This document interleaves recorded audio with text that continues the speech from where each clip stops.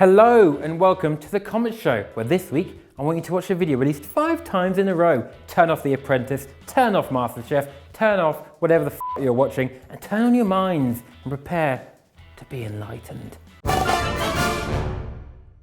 The first comment comes from IceOnFire, and he said, Man City Liverpool is a bigger game than Liverpool United. I have the potential to annoy United fans here, and you're damn sure I'm going to do it. Manchester City versus Liverpool is a huge game right now, an almighty game. The best games or rivalries are always, and I mean always, between the two clubs fighting for the title. You could throw Chelsea in there now this season too. Their game against Liverpool was a bloody riot. Combine that with the fact that United are becoming irrelevant, it's clear to see to anyone with a sane voice that Man City versus Liverpool is at least 5 times bigger than Liverpool versus United at this current moment in time. Liverpool and United used to be absolute fire, their historic city rivals stemming all the way back in 1894 when the Manchester Ship Canal was built. Ooh, facts. In the noughties, they used to absolutely batter each other because the stakes were so high then, but whilst the animosity still exists, there's a growing one between Liverpool and City that just can't be ignored. United are a dead club. They're rubbish, they're boring, they moan so much, they're an absolute joke, which I'm absolutely loving watching happening at the moment. It's just, I love it. If they don't get rid of Mourinho and Ed Woodward, soon they're going to become the next Arsenal in no time. It's early doors, but even Watford and Bournemouth are above them. You can't be 9 points behind City and Liverpool and think that your game matters more. Sorry United, but it's just time for you to just, go to sleep. Shh, it's okay, it'll all be over soon. JenDickHawk with a comment on hot takes. This is the greatest and worst duo somehow. Yes, that's right, me and James were on hot takes last week, so if you haven't seen that yet, go over to Football Daily and watch it because it's A+++ quality content. No! But getting back to the comment in question, I fully agree. Me and James are both terrible and great. We've got completely different priorities to the other members of the Football Daily team. Doogie likes to write about football. McCubbin has very niche football knowledge. Pato knows pretty much everything about football in every sense. He could probably recall some rogue stat like completed throw-ins from some random player from Azerbaijan or somewhere. And then there's me and James, who may not know the successful take-on rate of Traore or why Zaha apparently isn't that good. But what we do know and what we do care about is knowing how to animate people's faces and how to do elaborate after effects, which takes far too long for a joke that's never quite that good. Our next comment comes from Kostas Dimou on the same video, and he put, City has already won a trophy this season. All right, I know as a result of having success and having money, you get a lot of fans from abroad, and that's fine, nothing wrong with that, that's how it works. I accept that. But just so you know, the Community Shield may be a physical trophy, but it's really the equivalent of the Stat Wars belt, which if anything, the Stat Wars belt has more value. So please, no one ever count the Community Shield as a trophy. I'm not sure if the Germans count the DFL Super Cup, or if the Spanish count the Supercopa de España, or if Italians count the Supercoppa Italiana, or does anyone care about the UEFA Super Cup? Like, they're all glorified friendlies, so don't do a Mourinho and try and count one, all right? The next comment is also on hot takes. Yay, about me! AlexanderIVanov said, this is the worst shirt I've ever seen. Are you talking about my shirt or James's? Because I'll disprove both. Both excellent shirts that you should have absolutely no gripe with. Firstly, mine, on the pink scale of milk to rhubarb, it's probably about the salmon, and everyone loves salmon. So, that's fine. Also, it's not too close to the colour of my skin, so it doesn't look like I'm naked. Like, when your mum's watching Dancing on Ice, and you see the ice skaters and they've got the weird, fresh coloured shoes. That's weird. Adidas have done that lately. Don't. It looks strange. Everyone's got their bare feet out. It's odd.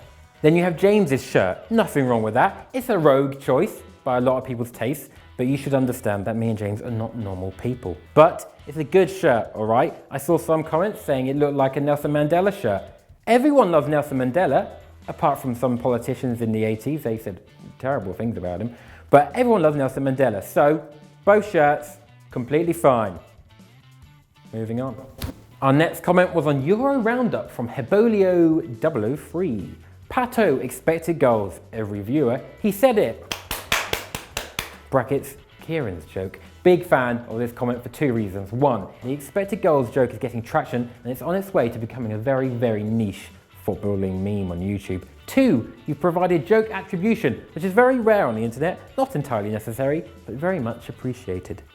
Thank you. Our next comment comes from MC7E12 and it was on the comment show last week. Popular opinion, Kieran is actually the best person out of the entire FD lot.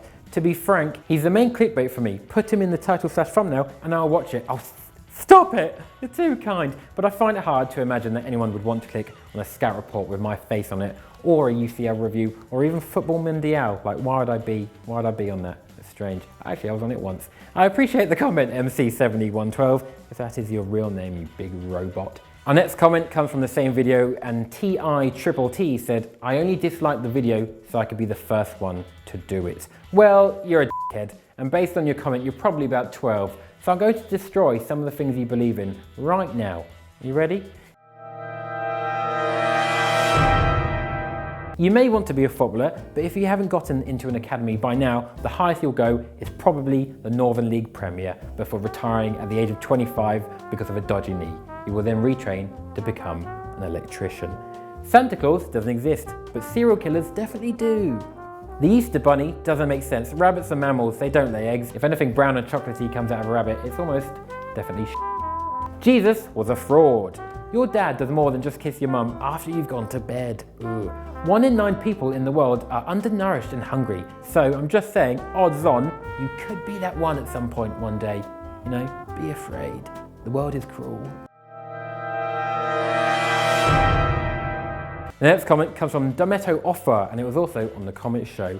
Who's the best at Fortnite in EFD? No one plays Fortnite here because girls exist. It's time for Dortmund watch. Are you sure, mate? All right? Because I think Schalke is going to be a little bit more positive this week.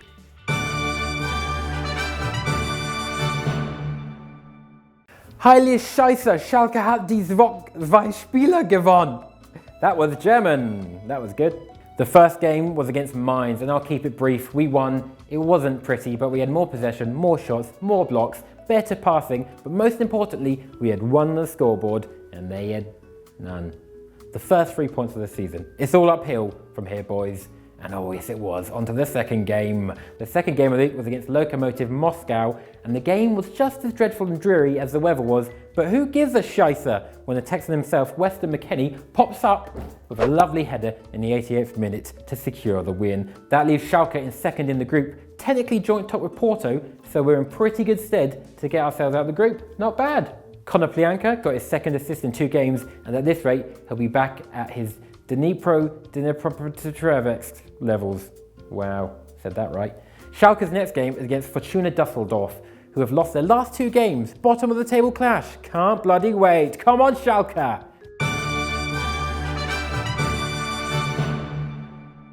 Comment of the week, and this week it was from the Hot Takes video and it was Billy McCarthy. He said, seems like a good vid, but I don't find them entertaining. So I clicked off.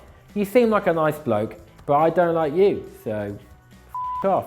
I actually really like this comment because it really made no sense. He might have meant that Hot Takes as a strand seems fun and he doesn't like me and James, so he didn't watch it. But then who comments on the video then? Like, why would you bother to stay long enough to comment? So, Billy McCarthy, despite your dislike for me and James, you have won Comment of the Week.